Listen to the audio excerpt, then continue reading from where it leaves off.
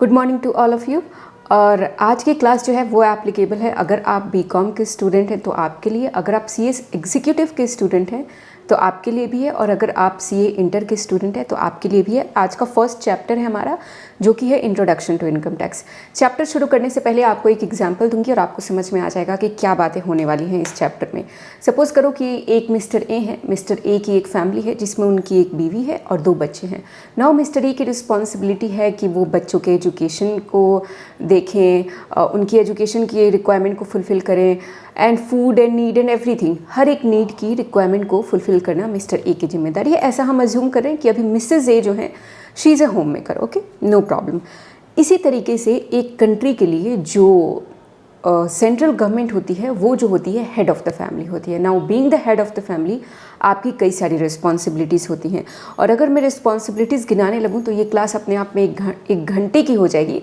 But मैं कुछ responsibility को मेंशन करना चाहूँगी, जिसमें एक है कि देश की इकोनॉमिक स्टेबिलिटी हो और ग्रोथ हो, देश का जो नेशनल सिक्योरिटी एंड डिफेंस है कंट्री का वो प्रॉपर हो। इसके बाद से इंफ्रास्ट्रक्चर डेवलपमेंट हो, और अगर देश ने, अगर गवर्नमेंट्स ने कहीं से लोन लिए हुए हैं तो वो लोन की जो पेमेंट है, जो इंस्टॉलमेंट और इंटरेस्ट पेमेंट है, वो टाइम पे हो रही हो। सो इसी तरीके से सेंट्रल गवर्नमेंट के पास भी कई सारी रिस्पॉन्सिबिलिटीज़ होती हैं। अब मिस्टर ए के पास रिस्पॉन्सिबिलिटी थी तो Mr A was doing some job. Central government के पास रिस्पॉन्सिबिलिटी है तो सेंट्रल गवर्नमेंट को भी पैसे चाहिए। अब सेंट्रल गवर्नमेंट जॉब तो नहीं करेगी, बट सेंट्रल गवर्नमेंट के पास कुछ और तरीके हैं। क्या क्या है वो तरीके? सेंट्रल गवर्नमेंट के पास 3 तरीके हैं, जिसमें आपके पास जो पहला तरीका है वो बोलता है कि सेंट्रल गवर्नमेंट अपने कंट्री में जो है वो डायरेक्ट टैक्सेशन लेकर के आए, जो कि डायरेक्ट टैक्स भी हो सकता है, इनडायरेक्ट टैक्स भी हो सकता है। दूसरा बोलता है कि कई सारी पब्लिक सेक्टर अंडरटेकिंग जो है वो सेंट्रल गवर्नमेंट के थ्रू रन करती हैं। जैसे हमारे कंट्री में स्पेसिफिकली अगर मैं बात करूं तो आपकी रेलवे और एलआईसी जो है एक कम्प्लीटली पीएसयू है।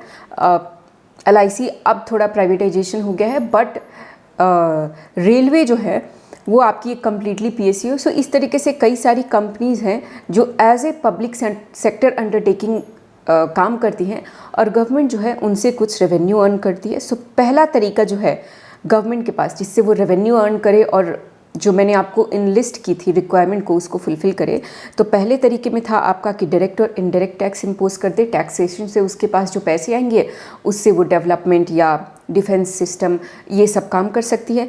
दूसरा तरीका है कि गवर्नमेंट के अंदर जो भी पब्लिक सेक्टर अंडरटेकिंग रन करती हैं उनसे उसको कुछ पैसे मिलते हैं। और तीसरा तरीका उसके पास एक ये बचता है कि वो लोन ले ले फ्रॉम एक्सटर्नल और internal sources. External internal sources दोनों ही जगहों से लोन लिए जा सकते हैं। तो ये 3 कुछ तरीके हैं। अब हमारी कंट्री में हुआ क्या था, अगर रानी लक्ष्मीबाई वाली 1857 का रिवोल्ट अगर आपको याद है तो बस हम कुछ स्टेप्स से रह गए थे उस टाइम में इंडिपेंडेंस से।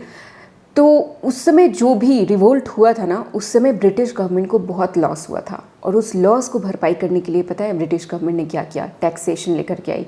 तो हमारे देश में, हमारी कंट्री में जो इनकम टैक्स का इंट्रोडक्शन हुआ वो हुआ वहीं से, क्योंकि 1857 के रिवोल्ट में बहुत ज़्यादा नुकसान हो गया था ब्रिटिश गवर्नमेंट को। तो उसको भरपाई करने के लिए टैक्सेशन आया आपका सबसे पहले इन द ईयर 1860, और उसके बाद से कई सारे अमेंडमेंट हुए। 2 बार अमेंडमेंट हुए। अगर मैं प्री इंडिपेंडेंस की बात करूँ तो पहला अमेंडमेंट हुआ 1918 में और दूसरा अमेंडमेंट हुआ आपको 1922 में। सो ये 2 बार अमेंडमेंट भी हो चुके हैं। और प्री इंडिपेंडेंस जो है 1860, 1918 एंड देन 1922, ये 3 बार हमारे अमेंडमेंट के साथ इनकम टैक्स का इंट्रोडक्शन हुआ। सो इनकम टैक्स का इंट्रोडक्शन जो है वो 1860 में ही हो गया था, बट अमेंडमेंट आपको 1918 और 1922 में हुए। तो अगर आपसे कोई पूछे कि इनकम टैक्स की हिस्ट्री आई कहाँ से, इनकम टैक्स और पहली बार कब आई, तो आपकी ये कुछ हिस्ट्री हो गई। और इनकम टैक्स इंट्रोड्यूस हुआ इंडिया में बाय सर जेम्स विल्सन। सो अगर आपके कॉलेजेस में या फिर आप जो भी एग्ज़ाम देने जा रहे हैं, अगर उसमें MCQ है तो आपको ये नाम याद कर लेना चाहिए कि सर जेम्स विल्सन जो है वो सबसे पहली बार इनकम टैक्स इंडिया में लेकर के आए।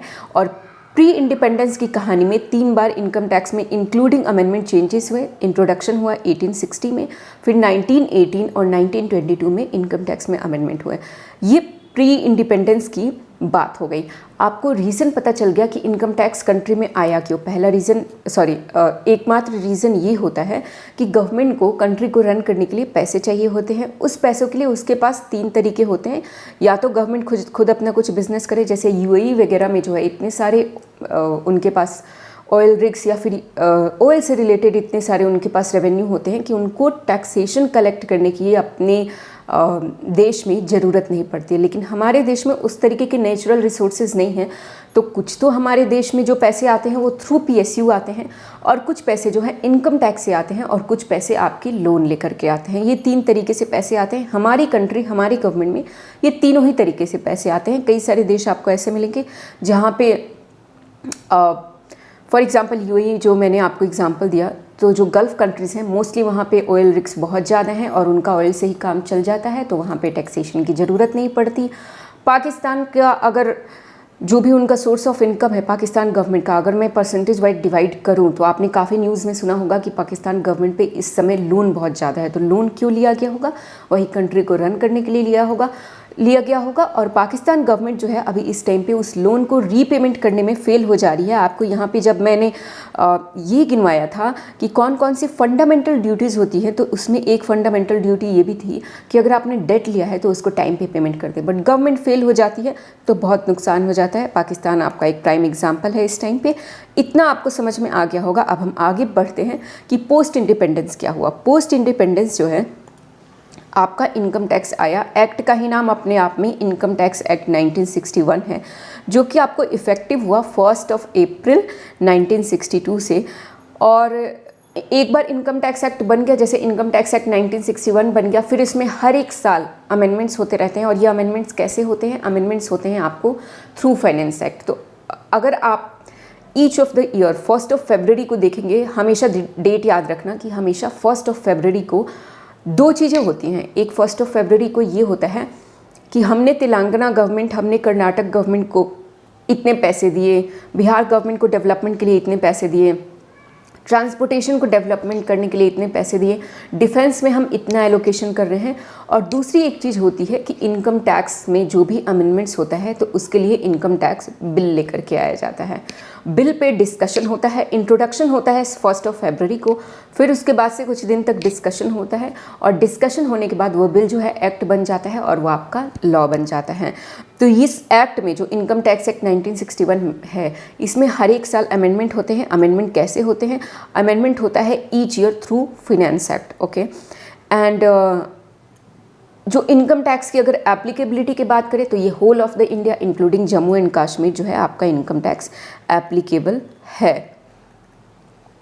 आगे बढ़ते हैं अब हमारे पास है, अगर आप जिस भी सब्जेक्ट के हैं, जिस भी, या तो आप कॉम्पिटिटिव एग्ज़ाम दे रहे हैं या फिर अगर आप बीकॉम पढ़ रहे हैं, तो अगर आप अपने सब्जेक्ट का नाम सोचें तो आपके सब्जेक्ट के नाम में ये लिखा हुआ है इनकम टैक्स लॉ। बट मैंने अभी तक जो भी बात की है, चाहे मैंने आपको वो रीज़न दिया हो कि ये कंट्री में क्यों इनकम टैक्स आता है, या फिर मैंने इंट्रोडक्शन की बात की है, तो मैंने हर जगह इनकम टैक्स एक्ट 1961 बोला, इनकम टैक्स एक्ट 1922 या 1918 वाला। तो हमें तो एक्ट पढ़ना चाहिए ना, क्योंकि क्या हुआ कि अगर एक्ट में चेंजेस भी हो रहे हैं every year through finance act, तो अल्टीमेटली एक्ट में चेंज हो जा रहा है, तो हमें एक्ट पढ़ना चाहिए। बट आपके सब्जेक्ट का नाम होगा इनकम टैक्स लॉ। ऐसा क्यों है कि हम इनकम टैक्स एक्ट ना पढ़ के हम इनकम टैक्स लॉ पढ़ रहे हैं? तो इसका एक रीज़न जो है वो ये है कि जब मैं आपको इनकम टैक्स एक्ट बोलूँगी ना, तो इनकम टैक्स एक्ट में only cover income tax act 1961। But जब मैं आपको इनकम टैक्स लॉ बोलूँगी तो income tax act law comprises of your 1961 income tax act 1961, your income tax rule 1962, your finance act, circular and notification and case law. 5 आपको नाम मैंने आपके सामने रख दिए। थोड़ा थोड़ा एक एक करके सब पे डिस्कशन करते हैं कि होते क्या हैं ये। तो पहला मैंने आपको बताया कि इनकम टैक्स एक्ट 1961। अब इतना आपको पता चल गया होगा कि इनकम टैक्स एक्ट 1961 क्या है और कैसे आया और क्यों आया, क्यों ज़रूरत पड़ी इसको लाने की। दूसरा है इनकम टैक्स रूल 1962। अगर आपने अकाउंट्स कभी पढ़ रखा हो या कभी अगर एक टर्म के बारे में पढ़ रखा हो, डेप्रिसिएशन, या फिर यस अगर आपने डेप्रिसिएशन के बारे में पढ़ रखा हो तो मैं आपको ये बताना चाहूँगी कि डेप्रिसिएशन का जो रेट है वो इनकम टैक्स एक्ट में मेंशन नहीं है। वो कहाँ पे मेंशन है? इनकम टैक्स रूल में मेंशन है। तो क्या हुआ, एक्ट बन गया, उसके बाद से प्रैक्टिकल लेवल पे कई सारी डिफ़िकल्टीज आई, जैसे कि फॉर्म्स कौन से होंगे, और ईच ईयर कई सारे फॉर्म्स इंट्रोड्यूस्ड होते गए, कई सारी चीज़ें, प्रोसीजरल जो डिफ़िकल्टीज थी उसके लिए इनकम टैक्स रूल बना। तो आपकी जो फॉर्म्स का जो मेंशन है या फिर जो आपके डेप्रिसिएशन के रेट हैं, ये सारी चीज़ें जो हैं इनकम टैक्स रूल में दी गई हैं, ना कि इनकम टैक्स एक्ट में। एक्ट आपको सिर्फ प्रोविज़न वाइज बात करता है। तीसरा है आपके पास फिनेंस एक्ट। फिनेंस एक्ट के बारे में मैंने आपको बताया कि इनकम टैक्स एक्ट में जो भी चेंजेस होते हैं वो चेंजेस होते हैं through your finance act. And finance act जो है हर एक साल थ्रू फिनेंस बिल लोकसभा में इंट्रोड्यूस होता है। इंट्रोडक्शन के बाद से उस पर अपर हाउस और लोअर हाउस दोनों का हम अप्रूवल लेते हैं, प्रेसिडेंट का एसेंट आता है, और ये तीनों चीज़ें जब हो जाती हैं तो आपका फिनेंस बिल जो है वो फिनेंस एक्ट बन जाता है और चेंजेस बन जाते हैं, या आपका लॉ बन जाता है। दूसरा है आपके पास circular and notification. Next fourth point, जब मैं सर्कुलर एंड नोटिफिकेशन मेंशन करूँ तो मैं आपको सिर्फ दो वर्ड बोलूँगी और आपको याद रखना है, आप मीनिंग समझ जाएंगे। इन 2 लाइन में एक आप याद रखिए गाइडलाइंस, ओके, एक आप याद रखिए गाइडलाइंस और एक आप याद रखिए ऑफिशियल अनाउंसमेंट। तो क्या होता है, मैंने पहला बोला गाइडलाइंस और दूसरा बोला ऑफिशियल अनाउंसमेंट। जब मैं बोल रही हूँ गाइडलाइंस तो मतलब कि कुछ चीज़ें एक्सप्लेन की गई हैं, और गाइडलाइंस में क्या होता है, एसएससी के पास, एसएससी मतलब टैक्स पेयर के पास एक ऑप्शन होता है कि या तो उन चीज़ों को, मतलब मैं आपको गाइडलाइन दे रही हूँ, मैं आपको ये समझा रही हूँ कि आप गूगल क्रोम कैसे यूज़ करें, तो मैंने आपको कुछ गाइडलाइन दे दी कि आप गूगल क्रोम ऐसे यूज़ करिए, बट ये आपके ऊपर है। आप अगर स्टेप 1 2 3 4 ना यूज़ करके कुछ अपना खुद का अलग स्टेप्स भी निकालना चाहते हैं तो ये आपके ऊपर ऑप्शन है कि या तो आप मेरे दिए हुए स्टेप से फॉलो कर लें, या फिर आप अपना ऑप्शन आप अपना ऑप्शन बना लें, आप अपने तरीके से उस चीज़ को फॉलो करें। तो जब भी सर्कुलर में कोई चीज़ मेंशन होती है, कोई प्रोविज़न मेंशन होता है, कुछ एक्सप्लेनेशन होता है, तो उसमें एसएससी मतलब टैक्स पेयर, अभी हम एसएससी का मतलब टैक्स पेयर समझेंगे, तो एसएससी के पास एक ऑप्शन है कि आप या तो फॉलो करें या फिर आप अपना खुद का इंटरप्रिटेशन निकालें और खुद का फॉलो करें। जब मैं बात करूंगी नोटिफिकेशन को तो आपको बस एक नाम याद रखना है, that this is an official announcement, this is an official announcement. और ऑफिशियल अनाउंसमेंट होते क्या हैं, जब मैं ऑफिशियल अनाउंसमेंट बोलूँगी तो आपको ये समझना है कि अब आपके ऊपर कोई ऑप्शन की बात नहीं है, जो भी इसमें लिख दिया गया है वही मैंडेटरी है। आप एज ए टैक्स पेयर आपके लिए वो मैंडेटरी बन जाता है, और डिपार्टमेंट के लिए तो दोनों ही मैंडेटरी है। डिपार्टमेंट के लिए गाइडलाइन ऑप्शनल नहीं है, डिपार्टमेंट हमेशा जो है इनकम टैक्स डिपार्टमेंट गाइडलाइंस और ऑफिशियल अनाउंसमेंट दोनों से ही अबाइड बाई करेगा, बट सिर्फ टैक्स पेयर के पास ये ऑप्शन है कि जब सर्कुलर आए तो या तो वो उसको वैसे फॉलो करे या फिर वो उसको अपने तरीके से जैसे वो फॉलो करना चाहते हैं वैसे फॉलो करे। तो आई गेस कि आपको समझ में आ गया होगा ये बात। अगर मुझे एग्जाम्पल देना हो नोटिफिकेशन का तो मैं बोलूँगी अभी 24-25 जो आपका फाइनेंशियल ईयर ख़त्म हुआ, फॉर एन इंडिविजुअल जो ड्यू डेट है इनकम टैक्स रिटर्न फाइलिंग का, दैट इज़ 30 जुलाई, मतलब 30 जुलाई। तो 30 जुलाई तक आप सबको अपना रिटर्न फाइल कर देना है। बट इस साल गवर्नमेंट एक नोटिफिकेशन लेके आई जिसमें गवर्नमेंट ने ये बोला, ऑफिशियल नोटिफिकेशन, जिसमें गवर्नमेंट ने ये बोला कि क्योंकि इनकम टैक्स की जो वेबसाइट जो है वो काफ़ी सारी चेंजेस से गुजर रही है, और चेंजेस से गुजर रही है तो थोड़ा बहुत टाइम दिया गया एसएससी को, कुछ सारी चीज़ें अपडेटेड नहीं थी इनकम टैक्स वेबसाइट में, तो थोड़ा टाइम दिया गया कि आप 15 सितंबर हम आपको लास्ट डेट देते हैं और 15 सितंबर तक आप अपना रिटर्न फाइल कर लीजिए। सो आई होप कि आपको सर्कुलर और नोटिफिकेशन समझ में आ गया होगा। अब लास्ट जो एक चीज़ मेंशन छूट रही है हमारी, इन जो 5 चीज़ों को मैंने मेंशन किया, इसमें जो लास्ट एक चीज़ छूट रही है वो है केस लॉ। केस लॉ समझने से पहले हम ये समझेंगे कि सुप्रीम कोर्ट जो है वो इंडिया में एक ही सुप्रीम कोर्ट है आपका, और मतलब एपेक्स कोर्ट है आपका, मेन कोर्ट है, supreme court is your apex court, your main court, और हाई कोर्ट जो है उसके ज्यूरिडिक्शन है अपने। और मैं अदरवाइज डिस्ट्रिक्ट कोर्ट्स की बात नहीं कर रही हूँ, ऊपर से हम चल रहे हैं। तो सुप्रीम कोर्ट आपका एक एपेक्स कोर्ट है, और नीचे आपके उसके हाई कोर्ट है, high court Patna, high court Bengaluru, high court Delhi, इस तरीके से हाई कोर्ट्स की ज्यूरिडिक्शन है। तो होता क्या है, अगर मान लो कोई प्रोविज़न पे मैं as a SSC, Mr A एक एसएससी हैं और कैपिटल गेन में कोई एक ऐसा प्रोविज़न है जहाँ पे मिस्टर ए कह रहे हैं कि यहाँ कैपिटल गेन नहीं लगेगा और डिपार्टमेंट कह रहा है कि यहाँ कैपिटल गेन लगेगा, और इस झगड़े को लेकर के लोग पहुँच गए सुप्रीम कोर्ट में। नाउ व्हाट विल हैपन, अगर कंसिडरिंग द प्रोविज़न और सिचुएशन सुप्रीम कोर्ट ने ये डिसीजन दे दिया कि हाँ इस पे कैपिटल गेन लगेगा, सो अब होल इंडिया में जितने भी वैसे केसेस होंगे, आप असेसिंग ऑफिसर हैं या आप सीआईटी हैं, असेसिंग ऑफिसर सीआईटी ये लोग डिपार्टमेंट के लोग हैं, मतलब आपका पूरा डिपार्टमेंट, आपका जो भी रूलिंग आ गई सुप्रीम कोर्ट की वो आपको लॉ बन जाएगा, और अब होल ऑफ द इंडिया में उस पर्टिकुलर केस के लिए वही लॉ, वही वर्डिक्ट, वही जो सुप्रीम कोर्ट का वर्डिक्ट है वही फॉलो होगा और उस पर टैक्स लगेगा उस पर्टिकुलर केस में। बट अगर सुप्रीम कोर्ट ने कहा कि नहीं लगेगा, तो now whole of the India में जब तक लॉ चेंज नहीं हो जाता तब तक उस पर्टिकुलर केस में कैपिटल गेन का जो टैक्स है वो नहीं लगेगा। तो क्या होता है, जो भी सुप्रीम कोर्ट की रूलिंग आती है वो आपको लॉ बन जाता है, पहली बात आपको याद रखना है, वो होल ऑफ द इंडिया में बन जाता है। और जो भी हाई कोर्ट की रूलिंग आती है वो उस हाई कोर्ट का जो भी जुरिडिक्शन है उस हाई कोर्ट के लिए, उस जुरिडिक्शन के लिए वो लॉ बन जाता है।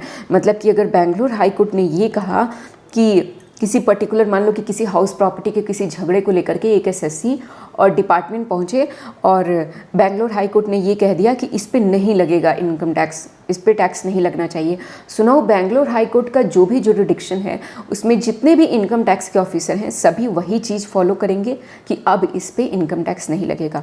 तो केस लॉ आपको इसलिए पढ़ना होता है क्योंकि मान लो सुप्रीम कोर्ट ने अगर कुछ कह दिया तो वो लॉ बन गया।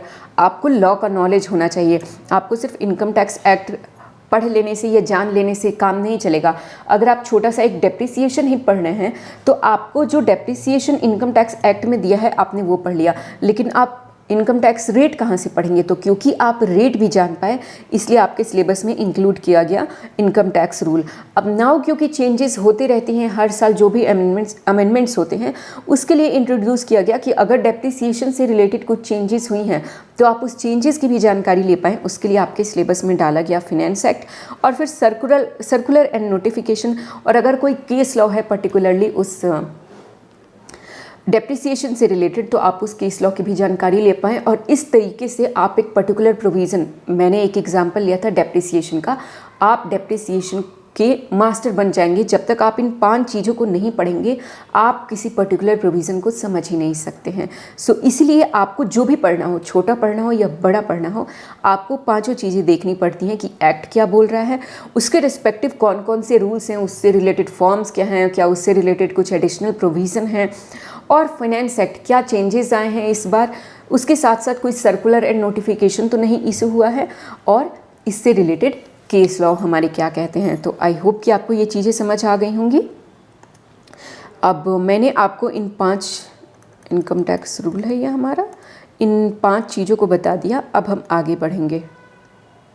आगे बढ़ने से पहले ना मैं आपको एक छोटी सी चीज़ बताती हूँ। देखो, इंडिया में जिस भी डिपार्टमेंट का नाम ले लो, मान लो आपने नाम लिया मैम पुलिस या आपने नाम लिया सीबीआई, यस, तो मैं आपको क्या कहना चाहती हूँ, ये सारे डिपार्टमेंट्स जो हैं इनिशियली हो सकता है इनका अपना एक एक्ट हो, इनका अपना कोई रेगुलेशन हो, बट इनिशियली ये पास हुए आपके कॉन्स्टिट्यूशन ऑफ इंडिया से। कहाँ से पास हुए?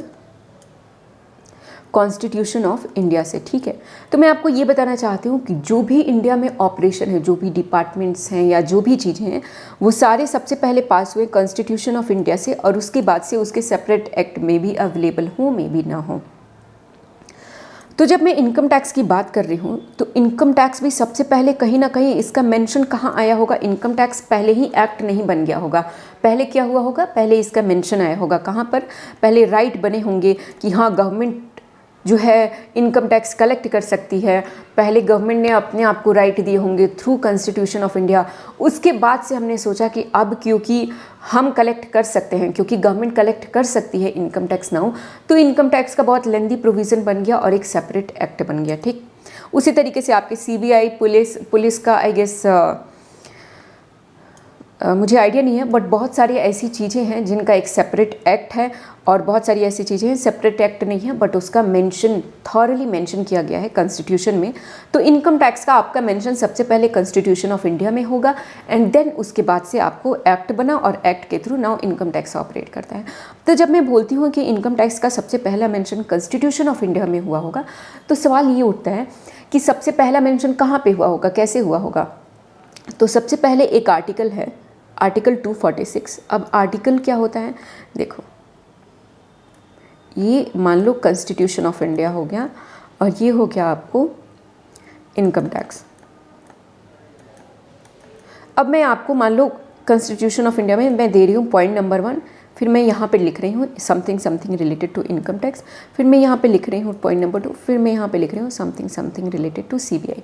ये एग्जैक्ट इंटरप्रिटेशन नहीं है बट आपको समझने के लिए बता रही हूँ कि ये जो नंबरिंग दी गई है इसको पता है क्या कहते हैं, इसको कहते हैं आर्टिकल्स। ओके, इसको कहते हैं हम आर्टिकल्स। तो ऐसे ही एक नंबर में, ऐसे ही एक नंबर है जो कि नंबर है 246। तो आर्टिकल 246 में क्या लिखा हुआ है, कॉन्स्टिट्यूशन ऑफ इंडिया में सेंट्रल गवर्नमेंट को पावर दिया कि आप जो है इनकम टैक्स कलेक्ट कीजिए, और लेकिन on every income you have the right to collect income tax except agricultural income. सिर्फ एग्रीकल्चरल इनकम पे इनकम टैक्स मत कलेक्ट करना, उसके अलावा आप सब पे इनकम टैक्स कलेक्ट कर सकते हैं। इसी तरीके से इनकम टैक्स में कुछ चीज़ें लिखी हुई होंगी, तो 1 2 3 ऐसे करके लिखी हुई होंगी। तो इसको हम पढ़ते हैं सेक्शन, इसकी हम डिटेल में बातें करेंगे, बट सिर्फ आपको एक डिफरेंस समझा रही थी कि अगर कॉन्स्टिट्यूशन ऑफ इंडिया में दिया है तो उसको बोलते हैं हम आर्टिकल, और अगर इनकम टैक्स में दिया हुआ है तो उसको हम क्या बोलेंगे, सेक्शन। ओके, तो ऐसे ही एक आर्टिकल आया, आर्टिकल 246, जिसमें ये बोला कि आप सेंट्रल गवर्नमेंट हैं, आप कलेक्ट कर सकते हैं income tax on all the income except your agricultural income. तो आर्टिकल 246 में central government has power to make law on income tax other than agricultural income, और आर्टिकल 246 बोलता है कि आप लिस्ट 1 चेक करिए। अब लिस्ट 1 जाएंगे, कॉन्स्टिट्यूशन ऑफ इंडिया में लिस्ट मेंशन है, ठीक है। तो लिस्ट अगर जाएंगे, मान लो मुझे जो भी बोलना हो कि एक मैंने यहाँ पे 246 में बोला कि सेंट्रल गवर्नमेंट के बारे में मैं बात कर रहा हूँ, फिर मैंने यहाँ पे रेफ़र कर दिया कि लिस्ट 1 जाओ और लिस्ट 1 में जा करके देखो कि मैंने तुम्हें क्या क्या राइट दिए हैं। जब मैं लिस्ट 1 गया तो लिस्ट 1 में काफ़ी सारे स्केड्यूल्स हैं। इसमें एक स्केड्यूल है जो कि आपका है 7th स्केड्यूल। 7th स्केड्यूल में भी नंबरिंग है, ऐसे जैसे हर एक, जैसे मैंने आपको कॉन्स्टिट्यूशन ऑफ इंडिया में बताया 1 2 3 4, ऐसे ही आपका 246 आर्टिकल बोलता है कि पहले तुम जाओ लिस्ट में। लिस्ट बोलता है कि आप चले जाइए 7th शेड्यूल में। जब आप लिस्ट में आते हैं तो स्केड्यूल मेंशन है, ठीक है।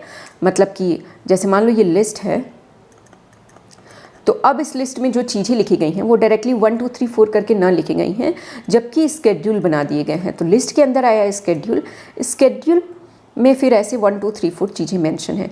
तो ऐसे ही एक स्केड्यूल है, स्केड्यूल 7। अब स्केड्यूल 7th में जो है एक नंबर है जो नंबर है 82। अब स्केड्यूल में जो नंबरिंग होती है उसको हम बोलते हैं एंट्री नंबर। जो नंबरिंग आपने देखी कॉन्स्टिट्यूशन में वो हो गया आपको आर्टिकल, और जो नंबरिंग आप स्केड्यूल में देख रहे हैं उसको हम बोलते हैं एंट्री नंबर। तो एक ऐसे ही एंट्री नंबर 82 है जो आपको क्लियरली मेंशन किया फिर उसमें कि आप सेंट्रल गवर्नमेंट हैं, very good, now you can collect tax on all the income except agricultural income. और आपको एक एडिशनल इन्फॉर्मेशन में ये देना चाहती हूँ कि सेंट्रल गवर्नमेंट के पास तो वो राइट नहीं है कि वो एग्रीकल्चरल इनकम पे टैक्स लगा सके, बट उसी स्केड्यूल में एक जगह ये मेंशन है जहाँ पे स्टेट गवर्नमेंट की पावर की बात हो रही है, वहाँ पे ये मेंशन है। एक एंट्री नंबर है आपको, एंट्री नंबर 46, वो एंट्री आपको ये बोलती है कि स्टेट गवर्नमेंट के पास पावर है कि आप एग्रीकल्चरल इनकम पे टैक्स लगा सकते हैं। तो मैं आपको क्या कहना चाहती हूँ, फ्यूचर में अगर आप कभी भी देखें कि एग्रीकल्चरल इनकम पे टैक्स लग गया तो वो सारा का सारा टैक्स जो है वो स्टेट गवर्नमेंट के पास जाता है, वो सेंट्रल गवर्नमेंट के पास नहीं जाएगा, क्योंकि सेंट्रल गवर्नमेंट के पास राइट ही नहीं है। अनटिल एंड अनलेस वो कॉन्स्टिट्यूशन ऑफ इंडिया को चेंज ना कर दें, अभी तक कॉन्स्टिट्यूशन ऑफ सेंट्रल गवर्नमेंट के पास राइट नहीं है थ्रू कॉन्स्टिट्यूशन कि वो एग्रीकल्चरल इनकम पे टैक्स कलेक्ट करें, जबकि स्टेट गवर्नमेंट के पास है, बट प्रैक्टिकली अभी हो नहीं रहा है, क्योंकि हमारे हमारा जो कंट्री है वो कृषि प्रधान देश है और बहुत सारे लोग जो है वो एग्रीकल्चरल पे डिपेंड करते हैं, इसलिए अभी तक हमारी कंट्री में एग्रीकल्चरल इनकम पे तो टैक्स नहीं है। बट फ्यूचर में अगर कभी होगा तो ये पर्टिकुलरली अपने स्टेट का लॉ होगा कि मैं अपने स्टेट में अब ऐसे ऐसे इस इनकम पे जो है इनकम टैक्स लगाना शुरू करूँगा। आई होप कि आपको इतना समझ में आ गया होगा। क्या मैं अब आगे बढ़ सकती हूँ? Yes ma'am. ये सब देखिए, मैंने आपको जो कॉन्स्टिट्यूशन ऑफ इंडिया है उसका मैं स्क्रीनशॉट लेकर के रखी हूँ कि सॉरी मैं आपको शुरू से दिखाती हूँ। ये आर्टिकल नंबर 246 जो है ये कॉन्स्टिट्यूशन ऑफ इंडिया का ये 7th शेड्यूल है। जैसे मैंने आपको मेंशन किया कि 7th शेड्यूल में जो है उसमें लिखा हुआ है कि आप taxes on income other than agricultural income, ये सेंट्रल गवर्नमेंट के राइट्स हैं। यहाँ पे audit of account of union and states etcetera etcetera बहुत सारी चीज़ें मेंशन हैं। बट 82 में ये स्पेसिफिकली लिखा है कि आप टैक्सेस ऑन इनकम मतलब जितने भी इनकम के टाइप्स होते हैं आप उन सब पे टैक्स लगाइए एक्सेप्ट एग्रीकल्चरल इनकम। और इसी तरीके से जैसे मैंने आपको स्टेट लिस्ट जब बताया कि लेकिन स्टेट के पास पावर है तो वो थी यूनियन लिस्ट और ये है आपको स्टेट लिस्ट। स्टेट लिस्ट में जो है एंट्री नंबर मैंने आपको मेंशन किया था 46, तो एंट्री नंबर 46 में आप पाइए तो आपको दिखेगा टैक्सेस ऑन एग्रीकल्चरल इनकम, मतलब आपकी सेंट्रल गवर्नमेंट के पास ये राइट है कि वो टैक्स लगा सकती है एग्रीकल्चरल इनकम पे। ओके, अब आते हैं हम आगे। अब जब मैं आपको कॉन्स्टिट्यूशन ऑफ इंडिया पढ़ा रही थी और यहाँ पे मैंने आपको कंपैरिजन के लिए कहा कि इनकम टैक्स ले लो, तब मैंने आपको कुछ नंबरिंग की बातें बोली थी। मैंने कहा था ये जो 1 2 3 है उसको हम क्या पढ़ते हैं, उसको हम पढ़ते हैं आर्टिकल। इसी तरीके से जो इनकम टैक्स में मान लो कुछ ऐसे लिखा हुआ है, जैसे मैंने एक एग्जाम्पल लिया है 45(5)(b)(1) ऐसा कुछ लिखा हुआ है, ठीक है। ऐसा कुछ अगर हमारे पास लिखा हुआ है तो हम इसको कैसे पढ़ेंगे। अब इसके आगे जो है प्रोविजंस लिखे हुए हैं, मान लो कैपिटल गेन के प्रोविज़न लिखे हुए हैं। सेक्शन 45 जो है वो आपका कैपिटल गेन से ही डील करता है, तो कुछ कैपिटल गेन के मान लो कोई भी प्रोविज़न लिखे हुए हैं, बट अभी हम प्रोविज़न को नहीं, अभी हम इस नंबरिंग को डिस्कस कर रहे हैं, ठीक। तो हम इस नंबरिंग को पढ़ते कैसे हैं, तो जो फर्स्ट नंबर होता है, सॉरी गाइस, तो जो फर्स्ट नंबर होता है इसको हम बोलते हैं सेक्शन। क्या बोलते हैं? सेक्शन। जो सेकंड नंबर होता है उसको हम बोलते हैं सब सेक्शन, इसको हम बोलते हैं क्लॉज और इसको हम बोलते हैं सब क्लॉज। आई होप कि आपको याद रहेगा, आपको याद करना पड़ेगा क्योंकि इसका दूसरा कोई ऑप्शन है ही नहीं मेरे पास। मतलब कि जो भी नंबर होता है, अगर मान लो सिर्फ 45(5) लिखा हो, अगर सिर्फ 45(5) लिखा हो तो आप इसको क्या पढ़ेंगे? सेक्शन 45 सब सेक्शन 5 ऐसे ही पढ़ेंगे आप। जैसे मान लो आपको कि आपको 17(1) लिखा हो तो क्या पढ़ेंगे आप इसको? Section 17 sub section 1। ऐसे ही सेक्शन 45 सब सेक्शन 5। लेकिन उसके आगे अगर कोई नंबर लिख दिया जैसे सेक्शन 17 सब सेक्शन 1 और यहाँ पे सी लिख दिया, चलो तो इसका मतलब हो गया section 17 sub section 1 clause C, और उसके आगे अगर 1 2 3 4 कुछ भी लिखा है तो that will be your sub clause. I hope कि आपको ये समझ में आ गया होगा। तो इनकम टैक्स अभी तक हमने खोला नहीं है, अभी तक हम क्या पढ़ रहे हैं, हमारे चैप्टर का नाम क्या है? हमारे चैप्टर का नाम है इंट्रोडक्शन टू इनकम टैक्स। हम सिर्फ इनकम टैक्स की किसी भी प्रोविज़न को हमने नहीं पढ़ा है, हम सिर्फ ये समझ रहे हैं कि अभी तक की अगर मैं बात करूँ, इतना टाइम मैंने स्पेंड कर दिया, आधे घंटे लगभग। अभी तक हमने क्या समझा? हमने ये समझा कि एक कंट्री में, किसी भी कंट्री में, मैं सिर्फ इंडिया की बात नहीं कर रही हूँ, इनकम टैक्स लगाने की ज़रूरत ही क्यों पड़ती है या फिर एक पर्टिकुलर टैक्स जो है वो क्यों इंट्रोड्यूस किया जाता है।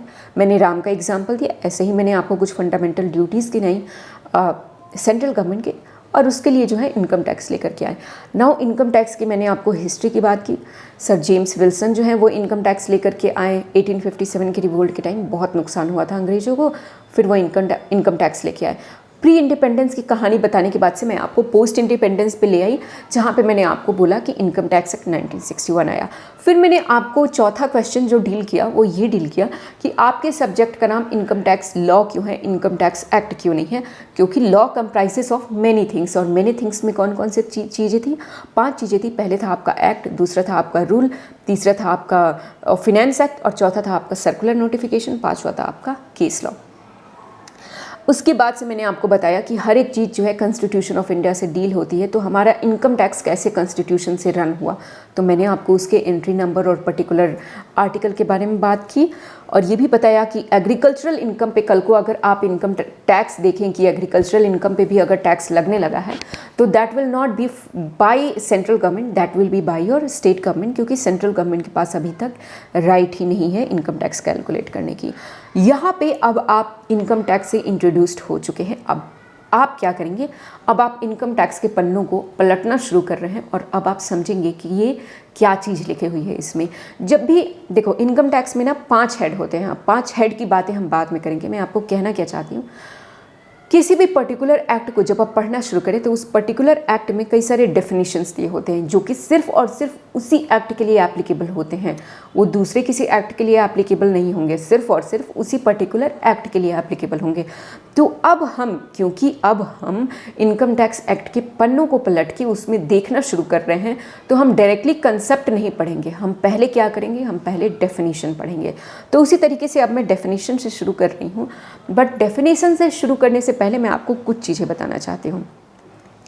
आप टैक्स पेयर हैं तो आपको इनकम टैक्स में टैक्स पेयर नहीं बोला जाता है, आपको क्या बोला जाता है, एसएससी। इन सब का हम डेफिनेशन पढ़ेंगे, बट शुरू करने से पहले आपको कुछ चीज़ें तो जो ध्यान में रखनी है वो आप ध्यान में रख लीजिए कि अगर आप टैक्स पेयर हैं तो आपको इनकम टैक्स में क्या बोला जाएगा, एसएससी, पहली बात। दूसरी बात क्या है कि जो इनकम टैक्स की अगर मैं ऑफिसर लेवल की बात करूं, मैं ये इरेज कर देती हूं और मैं यहाँ पे आपको बताती हूँ कि हायरार्की कैसे मूव करती है इनकम टैक्स डिपार्टमेंट में। हम थोड़ा डिपार्टमेंट के लोगों के बारे में समझ लेते हैं, ठीक है जी। डिपार्टमेंट के लोगों के बारे में भी समझना बहुत ज़रूरी है। जितना आपको अपने बारे में समझना ज़रूरी है उतना ही आपको डिपार्टमेंट के लोगों के बारे में समझना ज़रूरी है।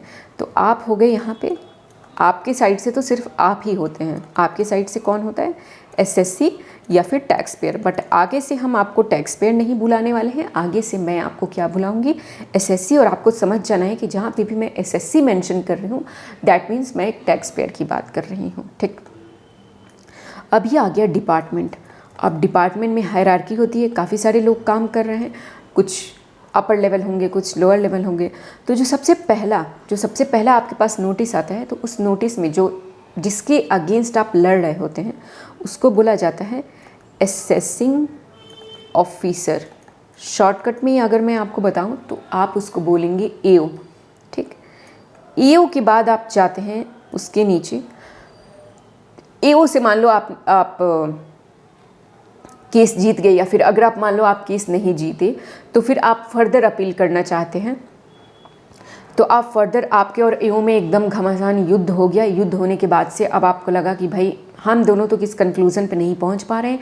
एओ बोल रहा कि आपको इनकम टैक्स हम लगाएंगे ही लगाएंगे, और मैं बोल रहा हूँ कि भाई इस पे इनकम टैक्स नहीं लगेगा। तो आपके पास जो ऑप्शन होता है वो होता है CIT अपील, ठीक है। अब आपके पास क्या ऑप्शन होता है कि आप जाइए, अब आप जा कर के CIT अपील में अपनी गुहार लगाइए कि भैया देखो ऐसी ऐसी चीज़ें हैं, आपका ऑफिसर जो है वो ये बोल रहा है कि मैं इस पे इनकम टैक्स लगाऊंगा, और मैं बोल रहा हूँ कि भाई मेरे केस में तो इनकम टैक्स नहीं लगना चाहिए। यहाँ भी आपने लड़ाई कर ली, सब कुछ कर लिया, और ऐसा हुआ, ये आपके साथ भी हो सकता है और ये डिपार्टमेंट के साथ भी हो सकता है। मतलब हो सकता है कि डिपार्टमेंट यहाँ पे लड़ रहा हो, पहले आप और एओ लड़ रहे थे, एसएससी और एओ लड़ रहे थे, और एसएससी और एओ लड़ रहे थे, तो आपने सोचा कि चलो भाई हम तो नहीं समझौता कर पा रहे हैं, मुझे नहीं समझ आ रही कि ये क्या बोल रहा है और इसको नहीं समझ आ रही कि मैं क्या बोल रहा हूँ, तो आप CIT अपील के पास गए। अब मान लो एक एग्जाम्पल कि आप ही जीत गए, आप खुश हो गए कि भाई मैं तो जीत गया, लेकिन एओ बोल रहा है कि ना, मैं चुप नहीं बैठूंगा, मैं आगे अपील करूंगा कि भाई इसने तो जो दिया सो दिया, लेकिन मैं आगे अपील अपनी लेके जाऊंगा कि मैं जो ओपिनियन बना रहा हूं इस केस पे वही ओपिनियन वैलिड है। तो चाहे तो ये भी जा सकता है। और अगर इसके अपोजिट केस हो गया, मतलब कि आप ही हार गए, आप सीआईटी अपील में गए, सीआईटी अपील ने भी यही कहा कि नहीं भाई जो एओ बोल रहे हैं वही सही है, तो आप यहाँ से दुखी हो गए। आप अब आप चाहते हैं कि मुझे किसी और अपने बड़े ऑफिसर के पास लेके चलो, मैं उससे बात करूँगा, मैं मैनेजर से बात करूँगा। तो जो इनके बड़े ऑफिसर होंगे उनको हम बोलेंगे IT-AT। अभी आप इन सब चीज़ों को हम धीरे धीरे करके पढ़ेंगे, बट जहाँ पे मैं केस लॉ या कोई भी चीज़ मेंशन करूँगी, हालांकि ये चीज़ें तो अभी नहीं आएंगी, बट आपको ना सिर्फ ये नाम याद रखने की ज़रूरत है, सिर्फ नाम, अभी फ़िलहाल के लिए सिर्फ नाम। तो आप क्या बोलेंगे? IT-AT। और IT-AT में भी आपकी और लड़ते आप लोग ही हैं, एक इधर एओ लड़ता है, एक इधर SSC, इधर एओ लड़ रहा है, एक इधर SSC। ये तो अपील के दरवाजे हैं कि आप दोनों लड़े, आप दोनों किसी कंक्लूजन पे नहीं पहुंच पा रहे हैं, आप बोल रहे हैं लगेगा, वो बोल रहा है कि सॉरी, आप बोल रहे हैं नहीं लगेगा इनकम टैक्स, वो बोल रहे हैं कि लगेगा। अब आप दोनों के पास ये दरवाजे खुलते हैं कि आओ मैं तुम्हारा समझौता करता हूँ। CIT अपील हो सकता है कि आपके फेवर में डिसीजन दे दे या उसके फेवर में डिसीजन दे दे, एओ के फेवर में। अब यहाँ से भी आप दोनों में कोई भी जीत सकता है। तो जो भी हारा हुआ पार्टी है उसको लगेगा कि नहीं, मैं इस रूलिंग से सेटिस्फाइड नहीं हूँ, मुझे और आगे अपील करनी है, मुझे और हायर लेवल पे जाना है। तो बोला गया जाओ भाई तुम IT-AT के पास जाओ, कोई भी जा सकता है, आप भी जा सकते हैं, एओ भी जा सकता है। यहाँ मान लो कोई भी जीता, मान लो आप ही जीत गए, अब एगो खुन्नस आ रहा है कि भाई नहीं तुम जीत तो गए लेकिन मैं नहीं संतुष्ट हुआ हूँ, अभी मैं जो लॉजिक लेके चल रहा हूँ वही लॉजिक सही है, मुझे अभी और मैं अपने और हायर लेवल पे जाऊँगा। और ठीक है भाई तुम चले जाओ। तो IT-AT के पास आप हाई कोर्ट में जाते हैं। हाई कोर्ट में जाने के बाद से मान लो कोई जीत गया, मान लो आप ही हार गए और एओ जीत गया। अब एओ खुश हो गया कि वाह मैं तो जीत गया, लेकिन आपको लग रहा है कि नहीं यार ये बेकार में मैं पैसे पे कर रहा हूँ, इस पर तो मेरा इनकम टैक्स बिल्कुल नहीं लगना चाहिए था, मैं ऐसे पैसे अपने फालतू में नहीं पे करूँगा। तो अब आपके पास लास्ट ऑप्शन होता है कि अब भैया आप जाइए सुप्रीम कोर्ट के पास, और सुप्रीम कोर्ट ने जो भी कह दिया वो सिर्फ आपके लिए ही नहीं, वो पूरी इंडिया में उस पर्टिकुलर केसेस जितने भी होंगे सबके लिए लॉ बन जाएगा। और अब आप भी मानेंगे, आपके जैसे कई सारे जो SSC हैं वो भी मानेंगे, और अब डिपार्टमेंट भी मानेगा। तो यहाँ पे जीत किसी की भी हो सकता है कि आप हार रहे हो, या ये भी हो सकता है कि आप जीत रहे हो। तो अगर आप जीत रहे हैं तो फिर डिपार्टमेंट जो है उन सारे केसेस के लिए जिनके लिए पहले वो खोल रहे थे केसेस आ रहे थे, उन केसेस को आप क्लोज़ कर देगा, और फर्दर कोई केस और उस केस पे, उस सिचुएशन पे, उस सर्कमस्टांसेस पे नहीं लगाएगा कि भाई अब ये लॉ बन गया, अब इस पे केस नहीं लगेगा। ये नाम आप एक बार याद कर लीजिए। और अब हम शुरू करते हैं अपने इनकम टैक्स एक्ट को खोलना। और खोलने से पहले मैंने आपको बताया कि जब आप खोलते हैं किसी भी पर्टिकुलर एक्ट को तो आपको क्या करना पड़ता है, आपको उसका डेफिनेशन देखना पड़ता है। तो डेफिनेशन हम देखना शुरू करते हैं। सबसे पहला जो हमारे पास डेफिनेशन है वो डेफिनेशन है SSC। तो क्या आज हम SSC का डेफिनेशन शुरू करें या फिर हम अगली क्लास में SSC का डेफिनेशन शुरू करें, क्योंकि आपके पास SSC के डेफिनेशन में थोड़ा सा टाइम तो लगेगा। यस, तो मैं एक काम करती हूँ, आपको 4-5 डेफिनेशन जो हैं वो पढ़ने हैं before starting the provision of income tax. और ये हर एक चैप्टर के लिए होगा, आपके पास जितने भी चैप्टर हैं सब में आपको पहले डेफिनेशन समझना पड़ेगा और तब आप प्रोविज़न समझेंगे। और मैं जब ये कह रही हूँ तो आप इस चीज़ को ऐसे मत समझ जाना कि अच्छा डेफिनेशन है तो इसको छोड़ के आगे बढ़ जाए। नहीं, जब तक आप डेफिनेशन नहीं समझेंगे आप एक प्रोविज़न का एक वर्ड नहीं समझ पाएंगे।